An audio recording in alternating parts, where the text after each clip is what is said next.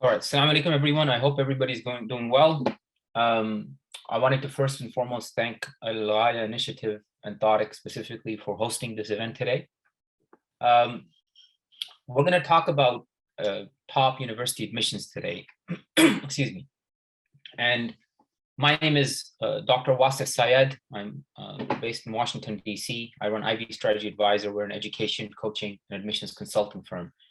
The objective is to give you an overview of the admissions process.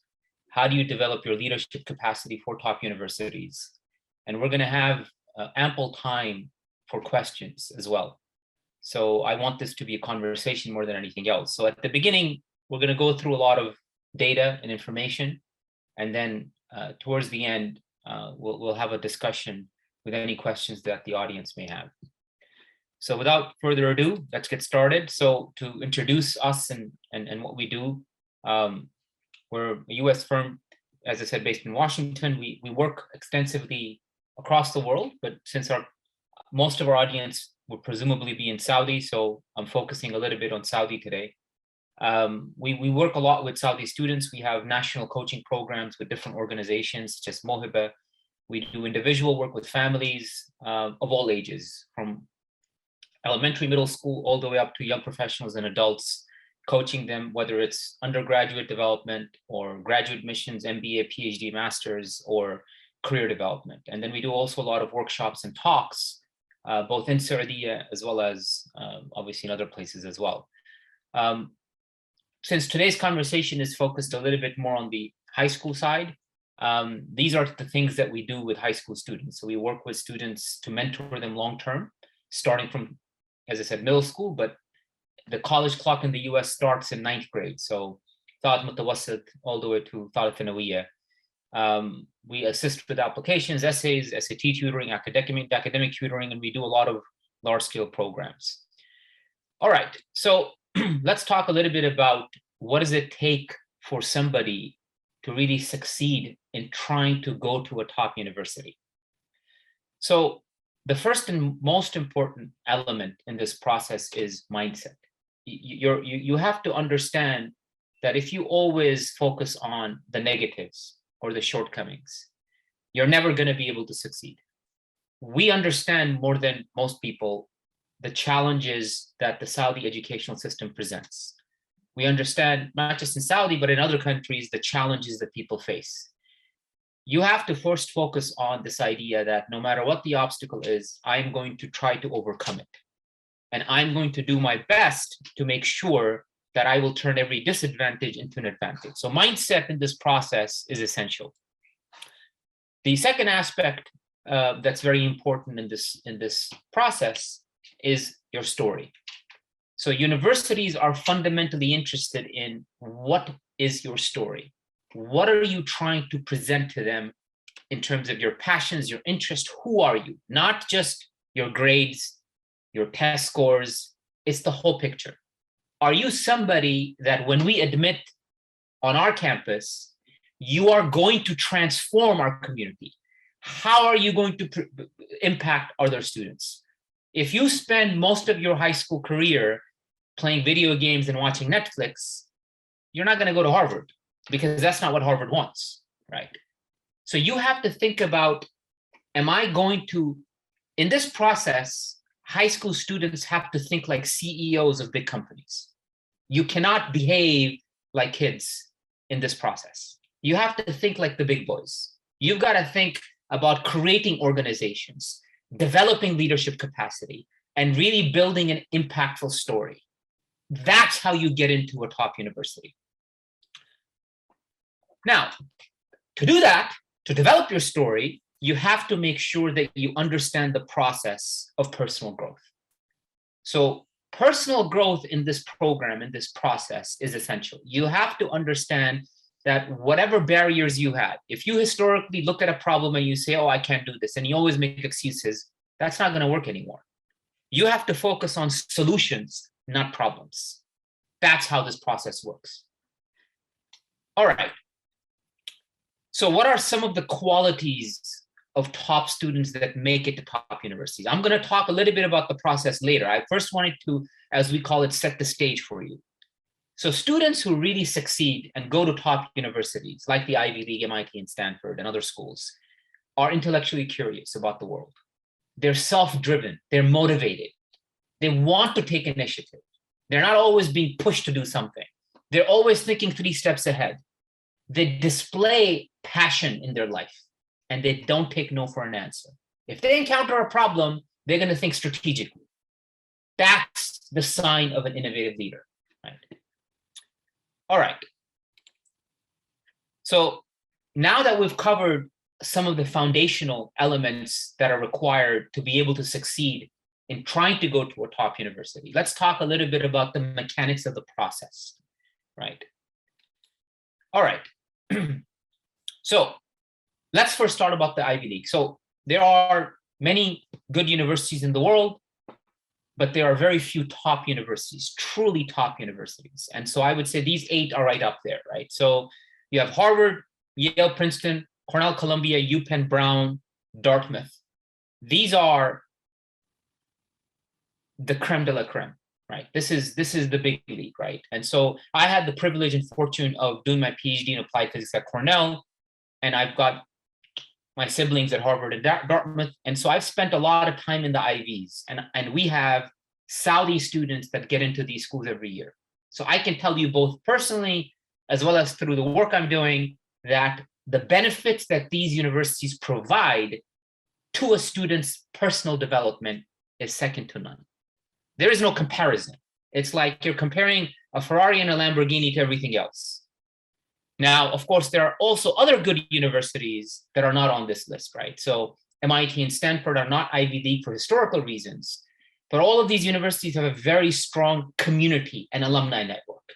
And of course, then you have other universities that are also up there, Berkeley, Northwestern, Hopkins, Duke, Chicago. So these are some of the schools. So in our world, in our ecosystem, of course, when you apply to university, you apply to a range of schools. But in our world, we don't operate where 99% of the world operates. We're operating with students that are at least interested or passionate to push themselves to try to be at the top of the top. We are interested in talented students wherever they are in the world. And there is enormous amount of talent in the Middle East. All right, so let's take an example from Saudi just to give you an illustration of how this process would work. So let's assume you have a high school student who has 100% GPA, meaning his scores in high school. So in high school, in 9th, 10th, 11th grade, the student has 100%, and he or she is the top student in the school.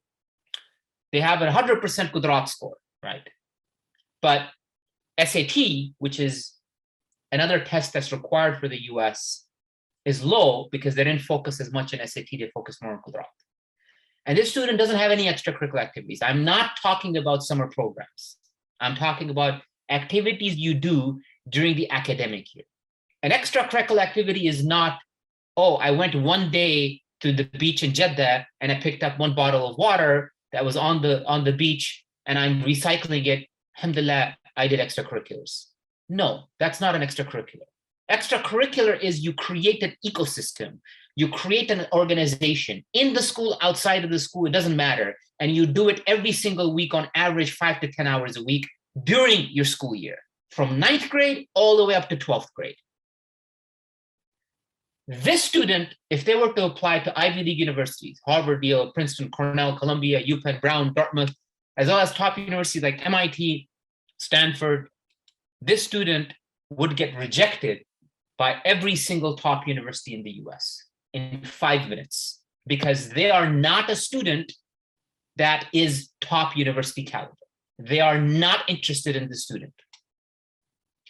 So I will talk about why, but the main reason, as you might have ascertained, is that extracurricular activities and strong impact in your portfolio is mandatory. And Qudrat, they don't care about.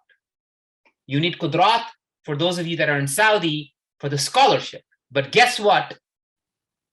If you have a good acceptance from a top university, you can go with a low Qudrat score. Typically, whether it's the ministry or KGSP, these scholarship programs, which I'm happy to talk about later, require between 80 to 85, which is easy for most students. All right, let's talk a little bit about the normal distribution of talent. So like any environment, in any place in the world, in any school, even in university, there's a talent pool distribution, right? So you have students that are at the top, that are average, and at the bottom. Our objective through our mentorship is to elevate students. We want people to improve personally, academically, intellectually, professionally, extracurricularly. So we are trying to develop people just like an athletic coach does to help them improve. Messi and Ronaldo are the best players in the world, but they have coaches. But Messi and Ronaldo score the goals, not the coach. The same process applies here. You need that mentorship framework to help elevate yourself. All right. So let's now talk a little bit about how competitive it is to get into a top university in the US, right? So at the very top, you're talking about, the Harvards, Yales of the world, and Princetons of the world. So let's take Harvard as an example, since people like talking about Harvard. Last year, they had 57,435 applicants. I'm going to say that again. They had 57,435 applicants. There are cities that don't even have that many people. From that amount of applicants, 1,968 students got accepted. That's an acceptance rate of 3.4%. If you look at the acceptance rates here, most of them are between the 3 to 10% mark for the top universities. Now, the acceptances here include American students. Now, obviously, if you're a US citizen and a Saudi citizen, you're in that category. But for the ones that are international students, you're only going to get 10% of students accepted that are international from this pool. In other words, at Harvard, you're probably going to have about 190 students that are international. And from that, you're lucky if you have one from Saudi. In fact, in the last 2 years, we have the only students from Saudi accepted to Harvard. All right. COVID had an impact on applications, especially because SAT was made optional. But because SAT was made optional, it becomes even harder, even though the majority of the class to SAT, because they're going to focus more on the rest of your portfolio, your academics, your extracurriculars, your essays, and so on. So applications increased to top universities dramatically. And we expect this trend to continue for many years. What does that mean for you? It means it's more competitive to get in. Fewer spots, more applicants. All right, let's talk about the process. This is Farah. Farah wants to go to Harvard. She's the top student in her class. This is Mark. Mark is admissions officer at Harvard. He gets thousands of applications. His job is to read the applications. Now, when Mark gets Farah's application, he will spend maximum of 10 to 15 minutes reading it. So that 3.5-year journey is captured within minutes. And he will then decide, accept, reject, or waitlist. So I want you to think about that. You spend years and years putting together this portfolio, and an admissions officer only has 10 to 15 minutes. So you've got to impress in those 10 to 15 minutes. You can't have excuses in that application. That's how you get into a top university. All right, so the process of admission is holistic in the United States. What that means is they're looking at many different factors. They're not just looking at SAT or your GPA in school. There's recommendations, your personal essays, the stories, how your teachers think of you, right? Some schools also have an interview. So this holistic process is what they're using to evaluate whether they're going to accept you or reject you. So it's about your intellectual capacity, your character, your leadership, your involvement in your community. The number one excuse we hear is, my school doesn't have activities. Okay, so you create them. You convince other people. You start something outside of school. We had a student last year in a school that teaches Adabi, Islamic jurisprudence curriculum. He had not taken math and science in high school. Think about that. He is now studying at UCLA, which is a top 20 university, because he didn't give up. He studied, did tutoring, got himself prepared, made sure that he does not use his school as an excuse, and he created activities. So the point I'm trying to make is admission officers read thousands of applications. What is going to make your story stand out? This is functionally what they look for. They're looking at your academics. Part of it is your high school grades. Part of it is SATs. They're looking at your extracurricular activities, not just summer, extracurricular during the academic year. Essays, recommendations, and as such, some interviews. The college clock in the United States starts in 9th grade, thalat mutawassit. That means everything you do from 9th grade, including your grades, are going to count when you apply to high school. This is something that most people don't know. So you don't start the process in grade 12, you start the process in grade 7 and 8, because you're preparing for this journey. You don't go compete for the Champions League final, for those of you that are interested in soccer or football, the week before. You prepare months in advance, or in some cases, year in advance. All right. So let's talk a little bit about the US admission cycle. We also, of course, help students applying to other countries like the UK and so on, but I'm focusing today's presentation on the US. College and university are terms in the US that are used interchangeably. So when I say top schools, top colleges, top universities, they all mean the same thing, colloquially. You apply to university if you're not doing your foundation year, which our students don't do. Sana Tahdiriya is what foundation year is, because you don't need it. You can apply directly from high school.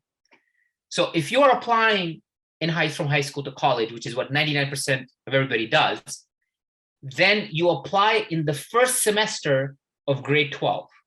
You do not apply to university at the end of high school. You apply in the middle. This is something that people don't know. Early action is November 1st in your fall semester of grade 12, which is Talat Thanawiyya. Regular decision is early January. SAT, you should complete by December. And TOEFL or IELTS, of course, is also required for international students. And then the mid-year reports is something that your fall grades are submitted later, but we don't need to talk about that right now. Let me quickly talk about extracurricular activities. Extracurricular activities does not mean only summer programs. I hear a lot from parents, oh, he or she did a summer program, summer program, summer program. Nice, mabruk, congratulations. We're not talking about summer programs. We're talking about what did you do during the academic year while you have school, grade 10, grade 9, grade 11, grade 12. So after school, did you spend an hour here, an hour there? Are you creating an extracurricular portfolio in 2 or 3 activities? You're a leader, you're organizing events, competitions. Do you write articles for the newspaper? Are you on TV? Do you win a national competition? International recognition. It's creating, like a CEO of a company, multiple organizations for impact. So on average, a top student is spending between 5 to 10 hours of extra time on top of schoolwork and SAT prep on extracurriculars during the academic year.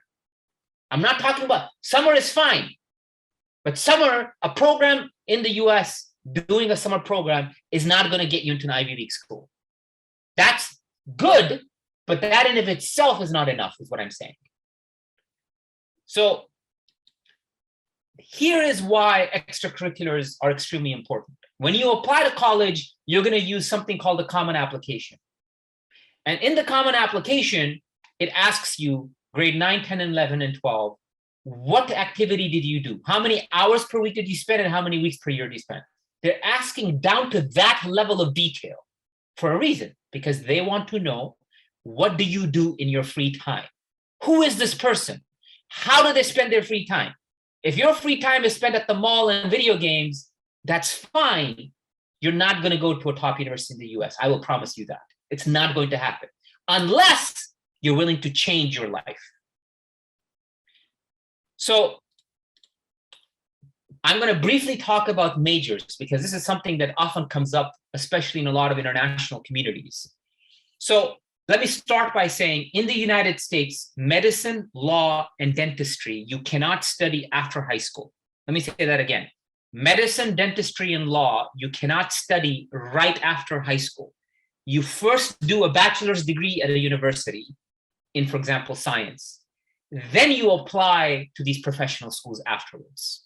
So medicine, for example, 4 years undergraduate degree, 4 years medical degree, and then you do your takhasus, your specialty afterwards.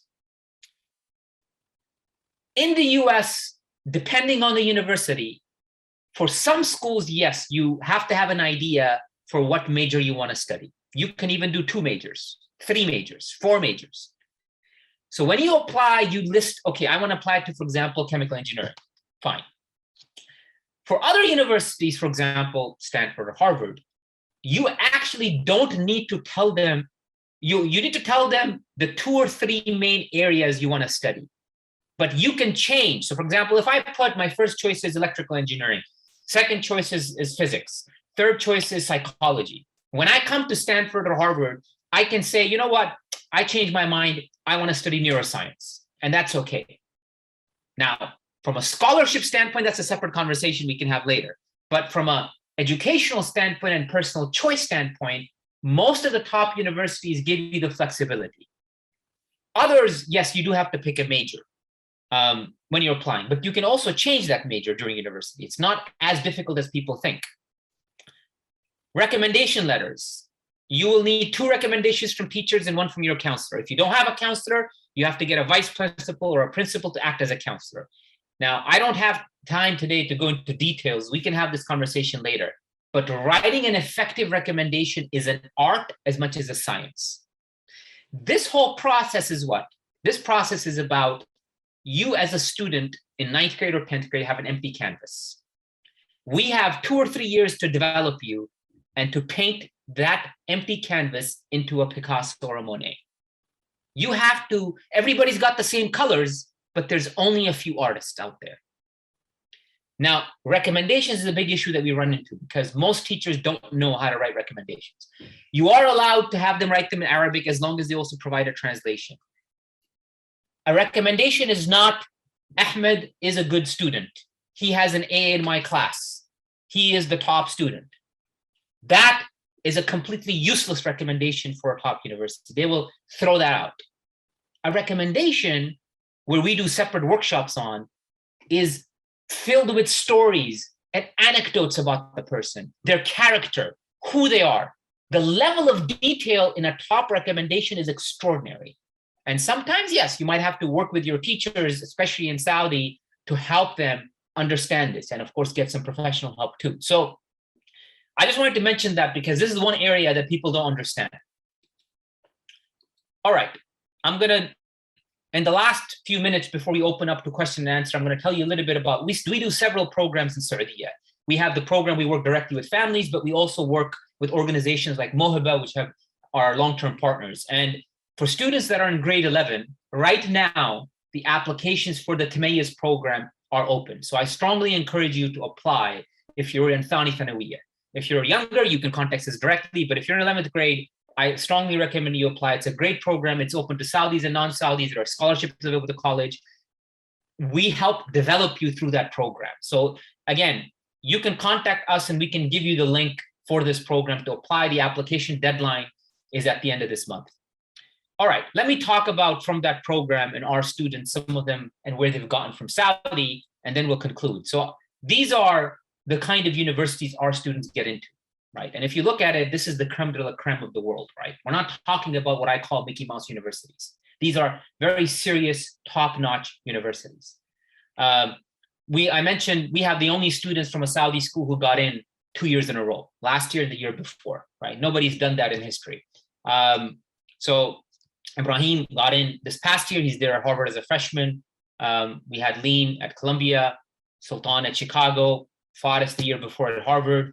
So, I mean, I'm just going to literally go through this because you can see the images, the number of universities and where these students are getting in, right? These are Saudi students that are getting into these top universities without foundation year, no sana tahdiriya, directly from high school, right? And so this is literally the kind of results you would get from a top boarding school in the United States, right? So, you know, we've been doing this for years. And I'm just going to move on to the end. So we have students, not just from Saudi, but because I know a lot of the audience is from Saudi, getting into top universities every single year without exception. And that requires as much of an art as a science in addition to knowledge, right? This is a platform, just like you're trying to score that goal in the Champions League final, you've got to have the right coaching environment to be able to elevate your potential, right? So this is fundamentally the leadership development model that we use for our program, where we incorporate leadership, mentorship, and growth and development together to collectively develop you as a student, regardless of your age bracket, to maximize your chances of success in life, not just getting into top university. The last thing I will mention briefly, which I didn't talk about, is the college essay. I mean, I talked about it briefly earlier, but I didn't go into detail. So the college essay and supplemental essays are extremely important. And the level of not just detail, but the way that they're written and the way you capture your story has to be exquisite in order to get into the top schools. And that is something that, of course, not just we do, but that's something that you really, really need to ensure you understand requires not just effort, but understanding of the process, helping you develop the best narrative possible to be able to get into a top university like an Ivy and so on. And you know what? The best part of this process is you are developing yourself for top universities. Even if you don't get into a top university, you still get into a very, very good university that's better than anything else.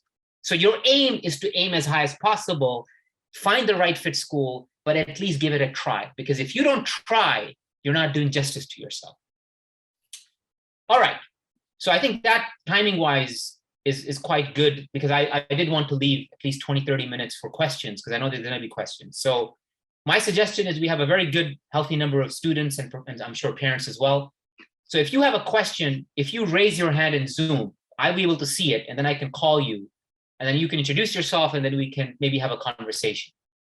So I wanted to thank again Al-Ghaya Initiative, thank Tariq and the rest of the team for putting together this fantastic opportunity to share this perspective with all of you today. So who has questions?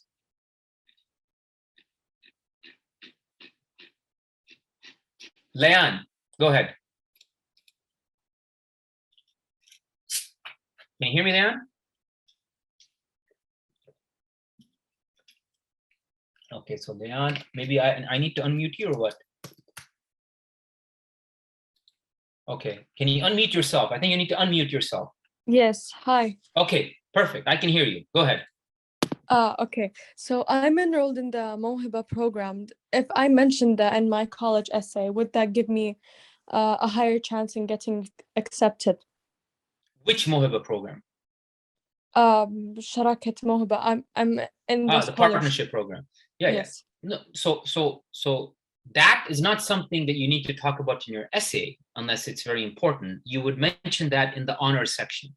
So in your application, there's an honors section where you list awards. So you can list Mawhiba partnership program, parentheses, full scholarship to high school, right? It's an honor.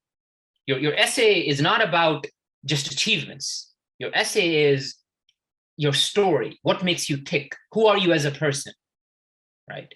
So I don't think that fits into your essay. It fits into the honors. The essay and the rest of the story is what you need to work on and of course get help on if you need it, right? Yes, Aline, thank you. Your pleasure, my pleasure. Aline El Kublan. Hey, can you hear me? Yep, I can. Yes, go ahead. Thank you for the chance. I have a question about, now I'm a ثاني ثانوي student. Yeah. And I don't think I'll make it in a Tamayuz program. So I'm wondering what other chance do I have? Like programs like Tamayuz can prep me to the top universities. So the only other option, if you don't think that you meet the requirements at Tamayuz, is we have a program called the Early Preparation Program, where we work with students directly and families. So if you send us a message, the contact information is on the screen. We can send you the details about that program. That would be where, you can get the same assistance and develop yourself to prepare you for university in the US. Mohammed Al-Johani.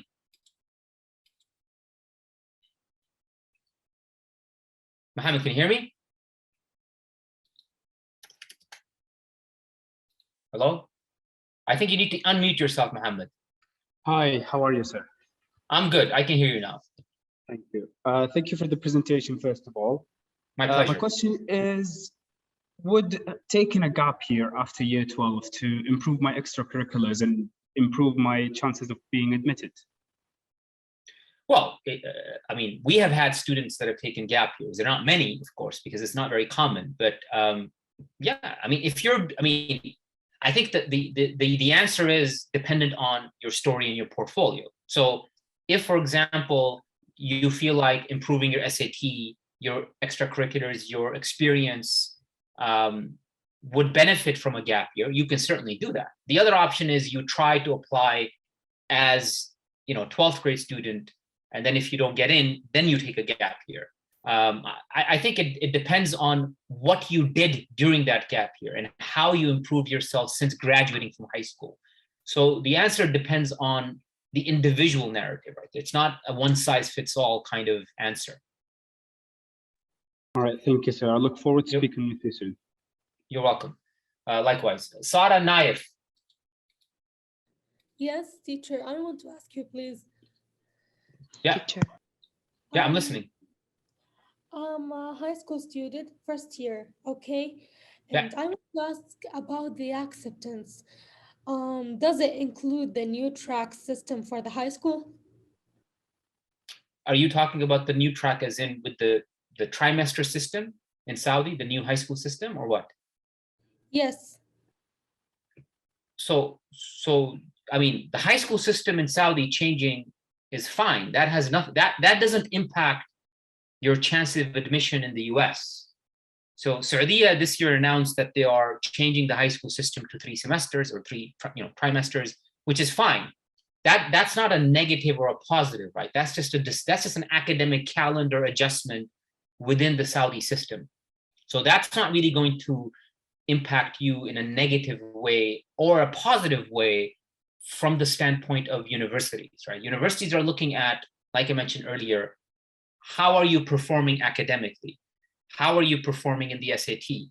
How are you engaging in your community through extracurricular activities? How do you express yourself through the essays? How good is your English? And how do you improve your English? You take classes, you take courses, you do tutoring. There's many different opportunities. We work with hundreds and hundreds of students to improve their English. It's about an investment. Education is an investment of time and resources. So when you're competing at the highest level, you have to be prepared to make that investment if you want to maximize your chances of succeeding to be able to get into a top school. I mean, I showed you a lot of examples of students that made it, right? They are literally in the top 1% of the 1% of the world. Now, I always say this process is doable, but it's not impossible, but it's going to take hard work, right? I never said it was easy. Does that answer your question? Yes, thank you. You're welcome. Rima Rafeda. Yes. So I want to ask about the recommendation letters. Is Yeah. it fine if it was written by my 2 English teachers? Well, first of all, you shouldn't be getting a recommendation from 2 English teachers because first you need to capture different aspects of your background, right? Okay. So you would not, I mean, you would get, for example, 1 English, 1 math, so humanity, social science, and 1 STEM or something, right? So I wouldn't get a recommendation from 2 English teachers because that doesn't, that will not help you, right? 1 English teacher is fine, and then you pick another teacher, right? Sometimes in Saudi, especially, you need to work with the teacher and sometimes also with an advisor to be able to develop the letters because they don't understand the level of depth. And we do a lot of training for students, right? In this area as well. So. Thanks. Does that make sense? You're welcome. Rayan. Yeah. Can you hear me?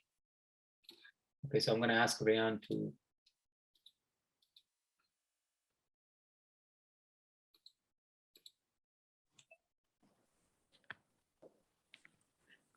Rayan.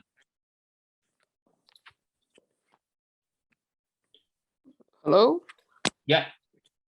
Can you hear me? Yeah, I can hear you. Go ahead.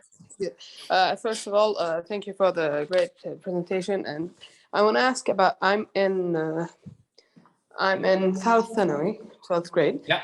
And I didn't do much of extracurriculars before that. So can I catch up, or it's hard to do? Because I didn't do much, but I got some programs here and there. So I would say that if you're already in 12th grade, you have 2 or 3 options, right?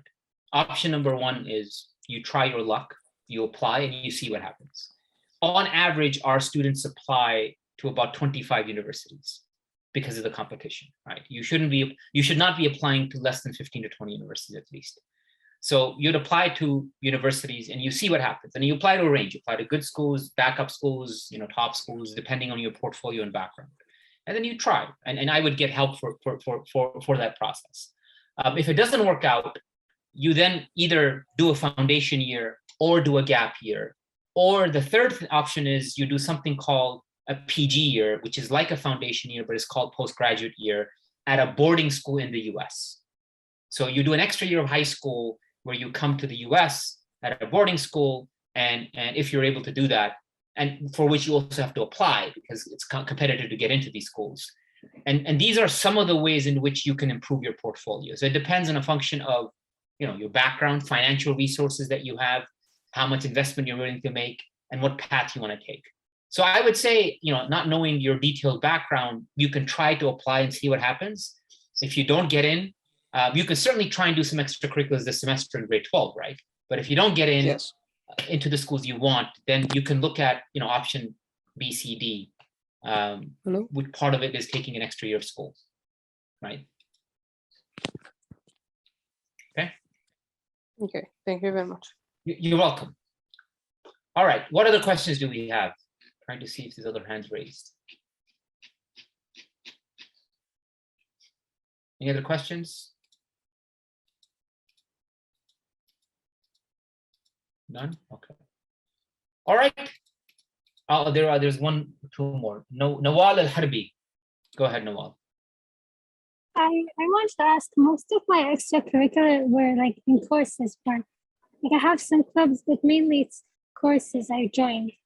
Or should my extracurriculars be like in groups type of like clubs? What grade are you? What grade are you in? 12.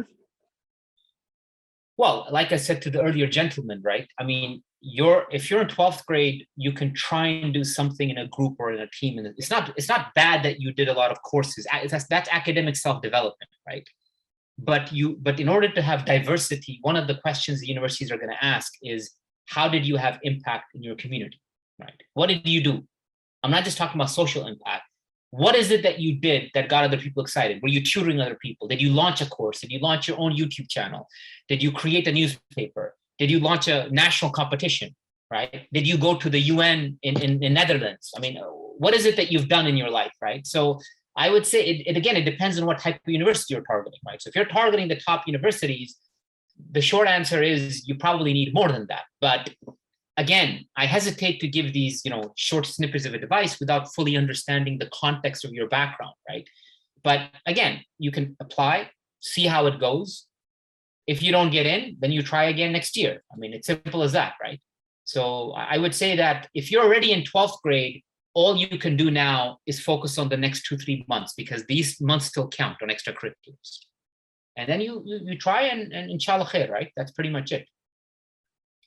Ghada al-Muhanna. Hello, yes. I just wanted to inquire about resources for extracurriculars outside of school. And I also have a question. If I was to enroll in the program, would you help me find these resources and extracurriculars? Yeah, so we don't just only help you find resources, we help you create these resources through scratch. That's part of the mentorship. So I would say obviously there's big organizations that are in Saudi like Al-Banyan Lil Khair, but there are also other opportunities of programs both in the US, in other countries, as well as students. Students are really your biggest resource. By partnering with other students in your school or outside of your school, such as our students, you then collectively launch activities. There are so many organizations in Saudi that our students have launched, like Nuksh, for example, where the students then drive that agenda, right? And that's your biggest resource, is collaboration. So the short answer is yes, absolutely. In our engagement with our students, we guide them, we help them execute ideas, we teach them the toolkit on how do you take an idea and build it into an organization. In school, outside of school, nationally, internationally, whatever it is. And that's what our students are doing. Leanne. Thank you very much. My pleasure. Leanne. Yes, hi. So Yeah. I want to sign up for the Tamayiz program. I did not do an IELTS or a TOEFL test. I TOEFL. only did Duolingo and SATs. That's fine. Yeah. You can apply. You can apply so with I SAT. only did- You don't need TOEFL or IELTS if you have SAT. Yeah, I have my SAT score isn't out yet, But you can still apply. So did really well that day. I don't think I did really well, but in my Duolingo test, I got a score that is equivalent to 8.5 in IELTS. So would that get me accepted, even though it's not required? So this year, the Tamayiz program is not really focusing on Duolingo. What I would suggest you do is the following. You can send us an email with your background. The first thing you need to do is you need to submit the application. So everybody should apply even without the SAT, because we can still interview you if you have a good background and wait for your score later. Now, if you think that you did not do well in SAT, and you already know that, and sounds like from the way you're talking, your English is quite good. So what I would do is I would actually go ahead and do a TOEFL or IELTS in the next week. Because chances are you're going to get a high enough score for Tamayiz, right? I got, in my Duolingo test, I got a score that is equivalent to 8.5 in IELTS. But we're not accepting Duolingo this year. We're only accepting TOEFL and IELTS. That's the problem. We have to do it. I understand. I have no doubt. See, the thing is, there's two filters, right? The first filter is when you apply, it goes through Mohiba, right? If Mohiba sees that you have SAT done and you don't have the result yet, no problem. If your application is strong enough, your application will come to us and then we interview you, right? My team will interview you. Great. And then we put in as a condition, if you do well, we put in as a conditional acceptance. The conditional acceptance will say pending a score from either TOEFL or IELTS or SAT. Now, if you meet the threshold for SAT and it comes out in 2 weeks, you're fine. If you don't meet the threshold, then we have an issue, because we're not doing what we did before with Duolingo as an alternative. And I know that's not the answer you want to hear, but my suggestion to you is to go ahead and at least submit your application, because otherwise you're going to miss out on the opportunity, right? I understand what you're saying, because I understand you're saying that Duolingo is equivalent to 8.5 IELTS. I believe that. The problem is, since we're not extending that privilege to anyone, we can't just do that for one student. You understand? Yeah, I understand. So I can almost guarantee you, just from the way you're talking, that if you were to walk in tomorrow and do the TOEFL, you would get a good enough score. So you need to go and register for the test, is what I'm saying, to have a backup option since you're unsure about the SAT.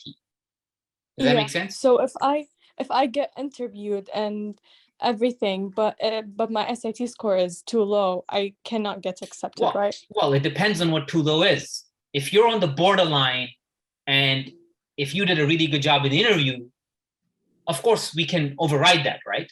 But what is, I mean, in this world of scores, what is low? Is low 800 or is low 990?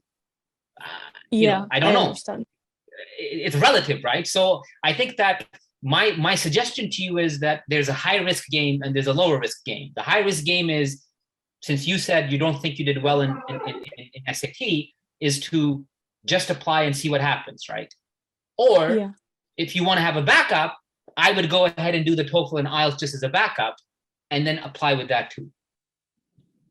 Okay. But I wouldn't wait, is what I'm saying. I would submit my application and just put in, SAT score pending, right? Yeah. Okay. Yeah. Okay. Thank you. You're welcome. Yasmin. Hello. So I Hello. really want to talk to a person that really got accepted into one of the Ivy Leagues, like for example, UC Berkeley, UCLA, and Harvard, as you said, because I want to ask them about their journey overall and what do they recommend when I'm writing my essays or about their stats in general.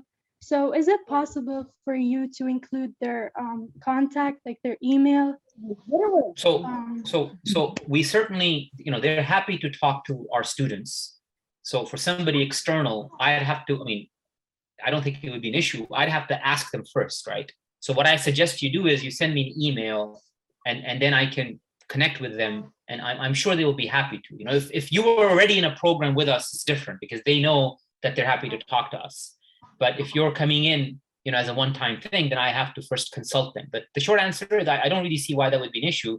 In fact, last month, three of them from Harvard, Columbia, and Berkeley gave a talk. I gave a talk on the Timaeus program, and they were on that panel. And that actually is included, and they talked about their application and essay and journey. And that is actually included, that's on YouTube. So again, if you send me an email, I can share that with you. And in fact, I'll also send an email out to everybody with a link to that talk as well. Oh, I totally get it. Is your email on this slide?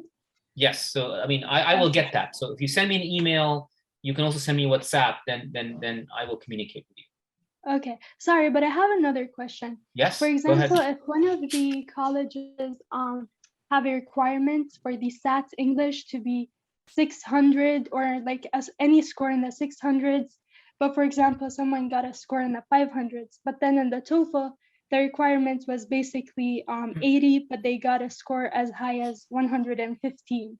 So what I'm basically asking is, would a test compensate for another test, or are there requirements like strict or?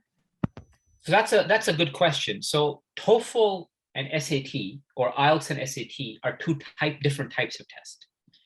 The TOEFL and IELTS is what we call a proficiency test, meaning the universities are using that to check if you know how to speak English or how well you understand English. It's a checkbox, yes or no. The SAT is a competitive metric. Now, it is true that some universities are a little bit more relaxed about the SAT. Now, of course, now some universities are optional anyways, but as I said, if you apply without the SAT, it is possible to get into top school, but the rest of your portfolio has to be that much amazing. But anyways, coming back to the point, MIT is an example. MIT does look at the SAT, but they don't really care as much about the English section. Now, but then again, as you can imagine, the competition at MIT is going to be intense, right? So what I would say is TOEFL does not really directly compensate for a low SAT English score. What you need to do is, what grade are you in, Raul? Right. So I would say, meaning just submit your score as is and see what happens, right? Those are your two options. But to answer your question, in short, TOEFL doesn't directly compensate for the SAT English section. It partially compensates from the standpoint of this person knows English, but it also depends on the rest of your score, right? If you have a score below 1400, it's for the top 20 or top 15 universities, the chance of you getting in is very difficult. So what I would do is I would then apply without the SAT, right? If you have a really high math score, like a 790, 780, but a low English score, and your score is in the 1300s, okay, maybe you try and submit your score. But if your score is below 1300 or 1350, I wouldn't bother submitting your score to most universities because that's not really a competitive score for top schools in the US or even good schools. Mohammed Al-Jahani. Hi, sir, thank you. Two questions really quickly. For the extracurriculars, does it make a difference if I've got more non-academic extracurriculars than I've got academic extracurriculars? Extracurriculars don't need to be academic. Extracurriculars can be doing anything. You could launch a debate competition. You can build a robot. You can create a YouTube channel. You could write a book, publish a book. You're a journalist. You could create a theatrical performance and do it for charity and donate funds to UNICEF. You could go to visit a refugee camp in one of the countries in the Middle East, for example. We've had students do all of these things and more. So extracurriculars are whatever they want, whatever you want them to be based on what your passions are. Gotcha. So my other question is, I've done my A-levels in the UK, and does that make me exempt from IELTS or TOEFL? It's a good question. Most likely, yes. If you are a Saudi citizen studying in a school like in the UK, you can get away with getting an exemption for TOEFL and IELTS. What you will need to do is you will need to request that waiver from each of your universities in advance. And how you do that is you email them and say, look, I'm studying in this school in the UK. I'd like to get an exemption. Although I'm a Saudi citizen, I'd like to get an exemption from IELTS because I've had my instruction in English my whole life or whatever.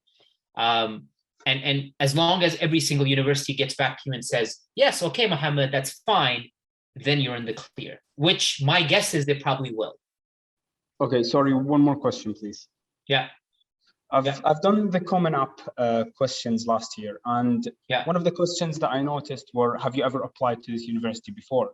If I have applied to that university before, is that an advantage or a disadvantage?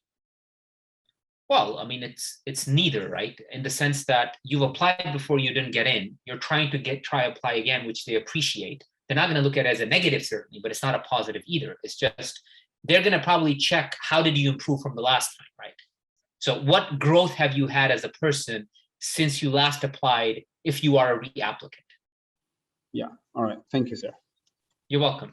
Shahad al-Damir. Shahad, are you there?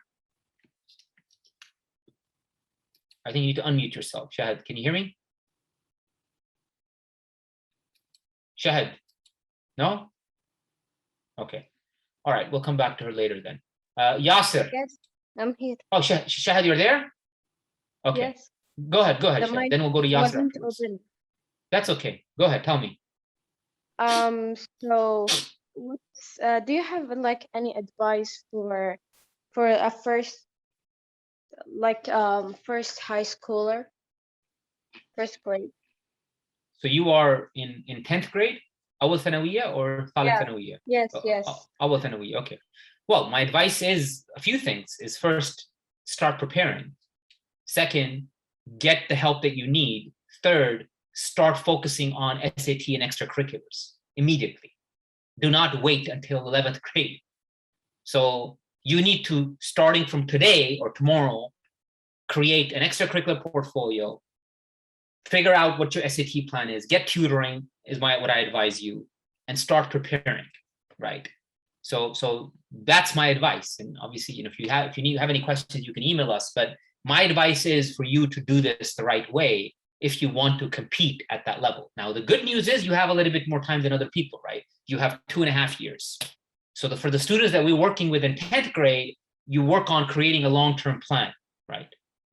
So that's my advice, is don't forget your extracurriculars, start creating clubs, start focusing on the SAT, don't let your grades slide, right?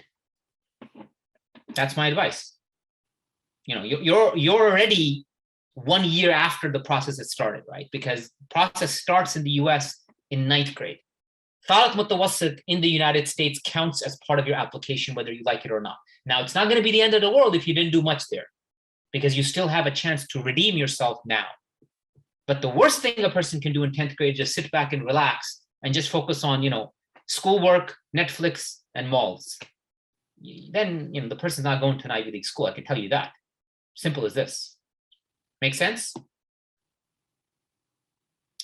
Yasser. Yes, after meeting the requirements for the TMAIS program, is the acceptance based on the interview or what? Yes, it is. Okay, thank you. You're welcome. Noor at the bar. Hello. Hello. Can you hear me? Yep. Yeah. So I just have a couple of questions. I joined a bit late, so I'm a bit confused. For the TMAIS program, how exactly do I join, and which year should I join? I'm a 10th grade student. So as a 10th grade student, you have, right now, you don't have the ability to join TMAIS because TMAIS start in 11th grade. But you can apply to our program, meaning the early preparation program we offer. If you send me an email, we can get back to you on that. right on the screen, you see the email. You see the email? Okay. Yeah, info@ivstrategyadvisor.com. So if you send us an email, we can share with you the information that you need for that. There are other programs as well out there. For example, the Miss College Prep program is another option for you to consider. I'm also hoping to apply to that. Yeah, I was just going to ask. So you know, so that program is another program that I think is an option for you in 10th grade. Although bear in mind, that program still starts at the end of 10th grade. Even though you're starting the application process, you understand there's a gap here. The gap is, what are you going to be doing in 10th grade? Because all of these programs more or less start end of 10th grade or beginning of 11th grade or middle of 11th grade, right? So the problem that we are facing, especially in Saudi, there's a gap in 10th grade and 9th grade, where people are just sitting. I'm not saying you are, but people are just sitting, not because they're not good students, they just don't know, right? They're sitting and not doing anything.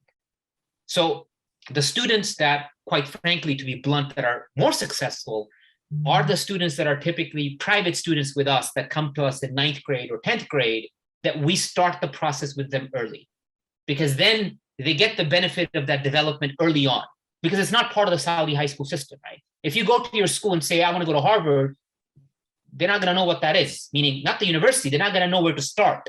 It's not part of the system, right? Yeah. So that's what, yeah, go ahead. Sorry to interrupt. You can go ahead on. Go ahead. Okay, so I'm already applying to MISC, and I have already been involved in a lot of extracurriculars, and I still am. I'm just asking, if I do get accepted into MISC, inshallah, and I'm gonna email you, and if we do start coaching and stuff, is it like going to interfere? Because I'm also gonna have to focus on school and my SATs, and I would say that it's not about interfering, it's about enhancing, right? So for example, the way the programs are structured, the programs provide, whether it's Tamayiz or college prep, they provide a certain number of sessions, right, of coaching. The individual programs provide more or less unlimited sessions. So the biggest difference is that on the individual side, you have more time available with your coach and advisor, as opposed to the other one. So it's like, if you're training for a soccer match, are you training every day or are you training every 2-3 weeks? That's the difference. Obviously, between no training and having training every 2-3 weeks, I'll take the 2-3 weeks. But between every 2-3 weeks to every week or every 2 weeks, I would take that. So it's just more access. Does that make sense? You have greater access to your coaching, and you have more opportunity because the time is not restricted in the same sense. I'm not saying that those programs, don't work. We know the programs, we're working with those programs. But what I'm saying is, it's just about, at the end of the day, it's an individual decision too, right? It's how badly do I want it, and am I willing to make that investment? And I think that's a family decision that, of course, we can talk about offline. There are all kinds of people, right? We have families that come to us in middle school. We have families that come to us in 12th grade and just focus on applications. Some people know, some people don't know, right? Everybody's different.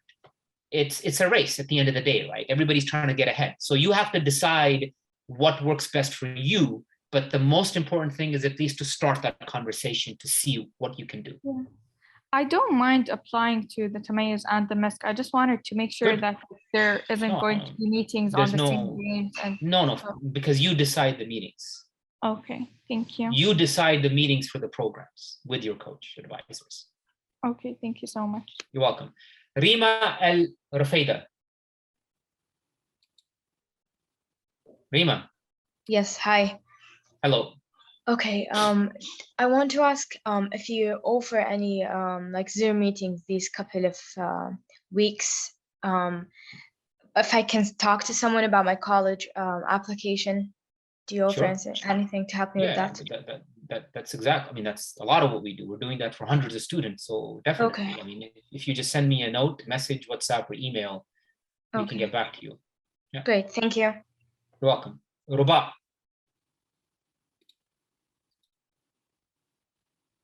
Ruba, are you there? Hi, can you hear me?